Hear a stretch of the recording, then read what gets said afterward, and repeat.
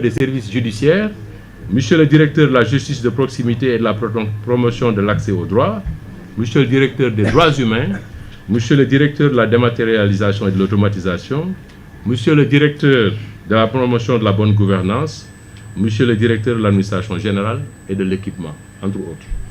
Donc vous voyez que c'est quand même des directeurs, et parmi cette liste-là, dans cette liste, vous verrez qu'il y a peut-être 8 magistrats, et pas lesquels, pas n'importe lesquels.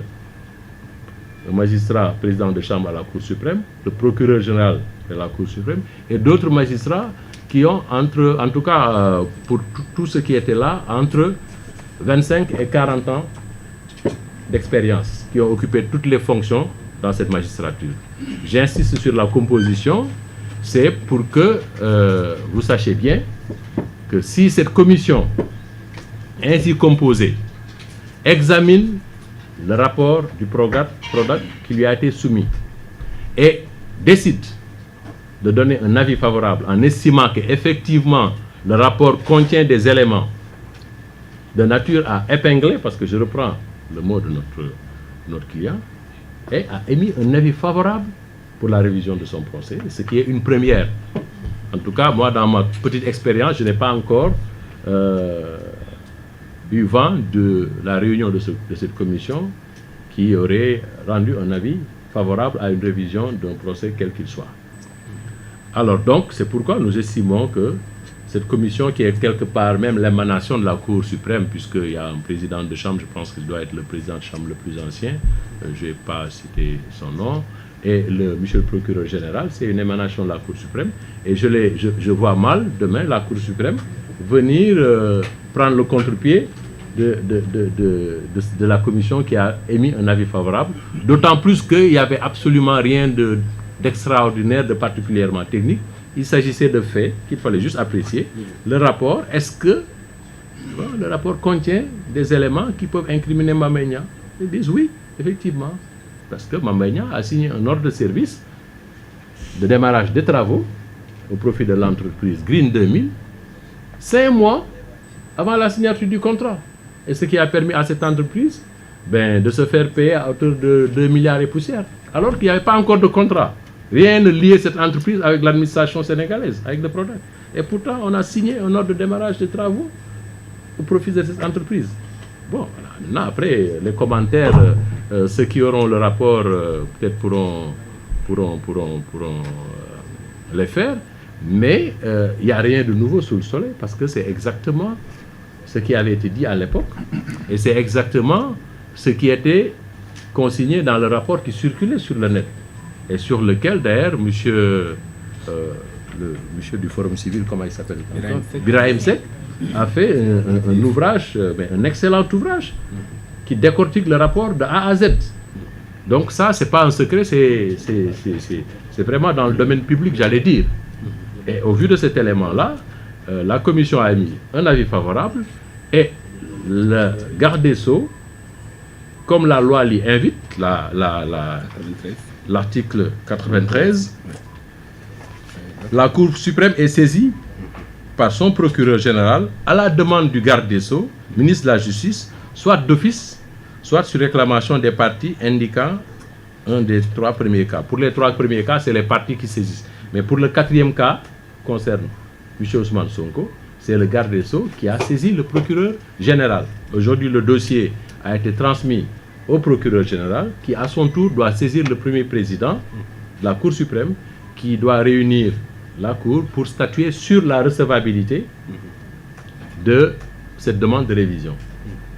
Bon, en termes de recevabilité, on peut distinguer peut-être de recevabilité formelle. Est-ce que la procédure qui a été prévue a été suivie par le garde des Sceaux? Oui, il a réuni la commission. La commission a émis un avis favorable. Elle a transmis au parquet général. Donc de ce point de vue-là, du point de vue formel, la procédure a été respectée. Dans le fond, je ne vois pas ce qui peut aujourd'hui empêcher la révision du procès. Certains seraient tentés de penser qu'avec l'intervention de la loi d'amnistie, la révision ne pourrait prospérer, on ne pourrait pas aller à la révision du procès parce que c'est des faits qui ont été amnistiés. C'est vrai, c'est des faits qui ont été amnistiés. Mais c'est une amnistie qui procède d'une loi ordinaire. Je vous ai dit tout à l'heure que dans la hiérarchie des normes au Sénégal, la loi organique a une place supérieure à celle des lois ordinaires. Il y a la Constitution, il y a les lois constitutionnelles, il y a la loi organique, il y a les lois ordinaires. Alors, donc, une amnistie prévue par une loi ordinaire, est-ce qu'elle peut influer sur une procédure prévue par une loi organique qui lui est supérieure? En droit, non. Et d'ailleurs, pour cette même affaire, si on devait suivre cette logique, la Cour suprême ne se serait pas prononcée sur le rabat d'arrêt. Parce que le rabat d'arrêt est intervenu après la loi d'amnistie. Pour autant, la Cour suprême a déclaré la procédure en rabat d'arrêt recevable, l'a examinée et a statué sans même évoquer pas une seule seconde ou ni sur une seule phrase la loi d'amnistie. Parce que la loi d'amnistie ne joue pas dans ce cadre-là.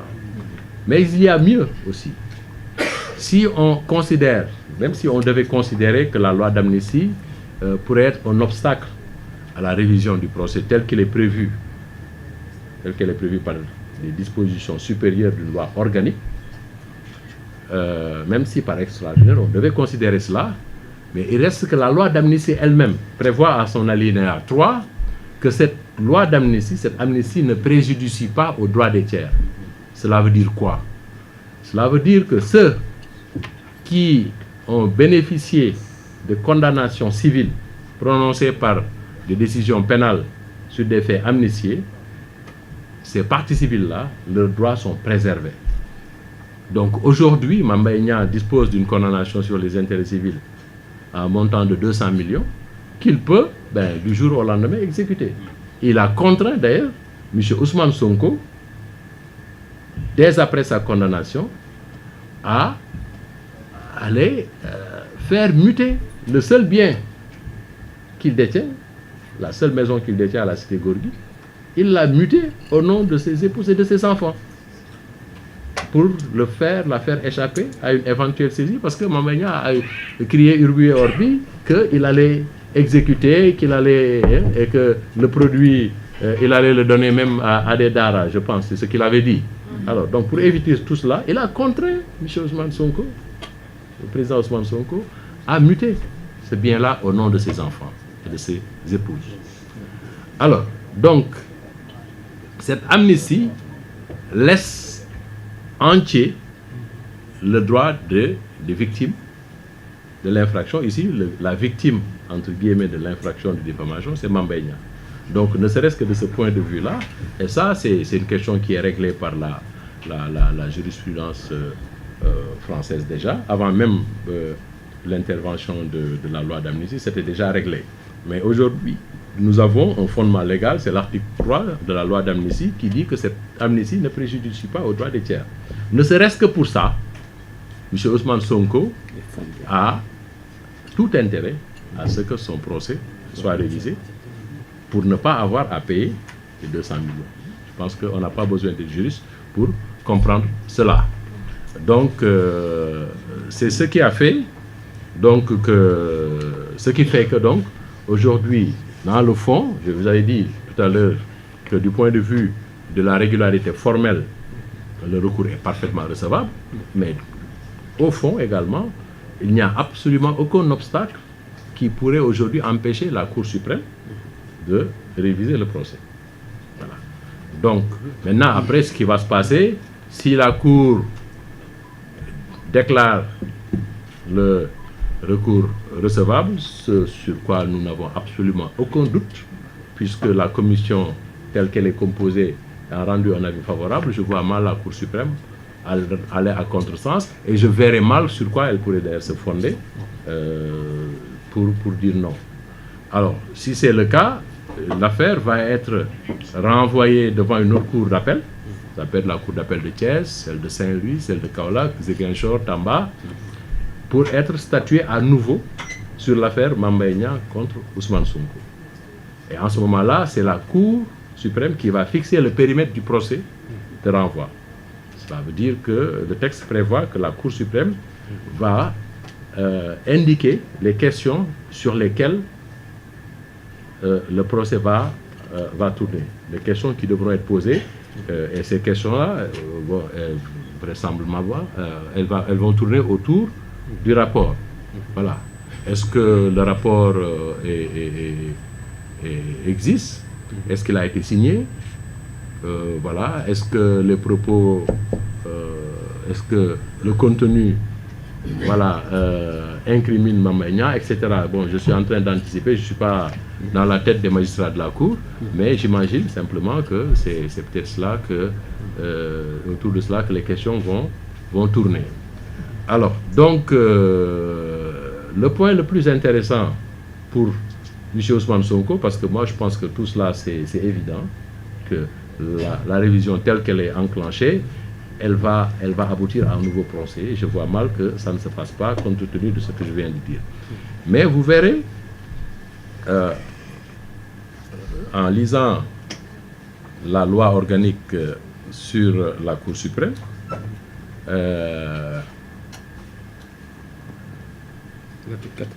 c'est l'article 95. Voilà. Alors, voilà ce que dit l'article 95 de la loi organique. L'arrêt ou le jugement de révision. Donc, si la Cour suprême décide de renvoyer devant la Cour d'appel de Kaolack, par exemple, pour être jugé, et que la Cour d'appel, au vu du rapport, dise, ce qui est fort probable et presque même indubitable, qu'il n'y a pas de diffamation, parce que le fait qui était réputé diffamatoire, en réalité, c'est un fait qui est là, qui existe. Le rapport est là et qui incrimine. Et elle va infirmer la décision et relaxer M. Ousmane Sonko du fait de diffamation, du chef de diffamation. Et dans ce cas, cet arrêt, ou le jugement de révision, d'où résulte l'innocence d'un condamné, peut, sur sa demande, la demande du condamné, lui allouer des dommages et intérêts à raison du préjudice que lui a causé la condamnation. Alors là, ça va être intéressant. Parce que pour quelqu'un qui se plaint d'avoir été diffamé en ce que celui qui l'aurait diffamé aurait prononcé le mot épinglé, on lui alloue 200 millions, parce que simplement on a utilisé le mot épinglé. Qu'adviendrait-il de celui qui a été privé d'être candidat à l'élection présidentielle, qui a été emprisonné, qui a été sous la menace de perdre sa maison au point de muter sa maison à sa progéniture et à ses épouses, et à devoir, il a payé 22 millions de frais de mutation, tout cela pour faire échapper, sur la base vraiment d'un gros mensonge par omission, parce que le mensonge par omission, c'est de dire qu'il n'y a pas de rapport, alors que le rapport existe. Voilà. Et puis, il y a même un mensonge positif. C'est celui qui a été fait par le coordonnateur du PRODOC, pas celui qui était là au moment du rapport, mais celui qui l'a remplacé, parce que M. Samba Laobé, bien, je pense, il est décédé, Dieu ait pitié de son âme. Celui qui l'a remplacé, M. Amadou Niang, dans le cadre de l'enquête préliminaire, M. Adramé Sarr, commissaire de la DIC, lui a fait une réquisition pour lui demander est-ce qu'il y avait un rapport PRODAC tel que Ousmane Sonko l'affirmait. Alors, le monsieur, il répond, c'est une pièce de notre dossier pénal, il n'existe pas de rapport PRODAC. Voilà ce qu'il dit. Il s'est agi d'une enquête portant sur le contrat clé en main relatif aux études et aménagements hydro-agricoles des domaines agricoles de Sefa, Itato, Keur Sambakan et Keur Momar Sarr, conclu entre le PROGAT et Green 2000, dont le rapport n'a pas été approuvé. Voilà ce qu'il dit. Dont le rapport n'a pas été approuvé. Et ça, il le dit en 2023. Or, le rapport, non seulement il existe, il a été approuvé, il a été signé en 2018. En 2018. Ça, c'est un gros mensonge sur lequel on s'est fondé pour dire que M. Ousmane Sonko a diffamé Mame Mbaye Niang. Donc, je ne vais pas tout dire parce que je ne suis pas seul. J'ai mes confrères qui vont prendre certainement la parole pour appuyer, enfin, en tout cas, revenir sur certains de ces points-là. Mais voilà des axes intéressants sur lesquels donc, on devrait réfléchir. Alors le préjudice, il est immense. Imaginez-vous si Ousmane Sonko n'avait pas été condamné et qu'il avait été candidat à l'élection présidentielle de 2024. Qu'est-ce qui se serait passé? Je vous laisse le deviner, ce n'est pas à moi de le dire. Alors, mais il n'est pas le seul, il n'est pas la seule victime de cette cabale, parce qu'en fait, il s'agit d'une cabale administrativo-judiciaire, parce qu'on a mis en branle toute la machine administrative et toute la machine judiciaire pour broyer un individu. C'est quelque chose voilà, auquel vous avez tous assisté. Alors, mais au-delà de sa personne, tous les Sénégalais, dont moi-même, parce que moi, si Ousmane Sonko était candidat, moi j'aurais voté pour lui. On m'a privé du droit de vote, j'ai voté pour le président Diomaye, on m'a privé du droit de voter pour Ousmane Sonko. Et nous sommes des millions de Sénégalais qui ont été privés de ce droit. Et pourquoi? Sur la base d'un mensonge. Sur la base d'un mensonge. Et il est aujourd'hui important que ce mensonge-là soit révélé et qu'on revienne dessus. Mais il y a des gens qui ont perdu leur vie. Combien sont-ils? Ils sont morts à cause de cela. Combien sont-ils à avoir croupi en prison pendant de longs mois? Combien sont-ils à avoir perdu leur business, leur affaire? Combien sont-ils à avoir été mutilés? Et au-delà de ces personnes, même en Afrique, Ousmane Sonko, vous le savez, c'est une icône africaine. C'est un panafricaniste sur qui beaucoup d'espoir était cristallisé. Parce que sa réussite allait sonner comme peut-être un boulevard pour les autres opposants africains, pour que les gens comprennent que c'est possible d'y arriver. Malgré tout ce qui s'est fait, toute la machine qu'on a déployée contre lui, il est parvenu à ses fins. Hélas, à cause d'un Mamba Niang, d'un gros mensonge qui a fondé des décisions de justice, tout cela n'a pu se faire. Donc le préjudice, il est incommensurable. On a l'habitude, c'est un mot qu'on utilise souvent dans notre jargon, nous autres avocats, mais nous sommes dans un cas d'école typique de préjudice incommensurable qui ne peut même pas être réparé en argent. On lui aurait versé, on aurait condamné Mamba Niang à lui payer 100 milliards de dommages et intérêts, ça ne réparerait pas le préjudice subi par Ousmane Sonko et tous ses partisans et tous les membres du PASTEF. Et le moment venu, croyez-le bien, nous ne manquerons pas de demander des dommages et intérêts sur cette procédure-là. Et la loi nous permet aussi à M. Ousmane Sonko d'agir autrement ailleurs, devant une autre juridiction pénale, pour se faire allouer d'autres dommages et intérêts sur la base de la dénonciation calomnieuse. Et nous nous réservons, nous, notre client, nous avec lui, bien sûr, d'user de toutes ces voies de droit. Alors, j'ai parlé trop longtemps, vous savez, les avocats, nous sommes parfois trop bavards, mais vous comprendrez que ce que j'ai envie de dire, tout ce que j'ai envie de dire, je n'ai pas pu le dire parce qu'il faut que je laisse la place à mes excellents confrères qui sont là. Et donc, je vais sans tarder retourner la parole à notre doyen Massokhna Kane, qui va, je ne sais pas qui d'autre va prendre la parole. Voilà, Abdi va reprendre mon propos en Wolof.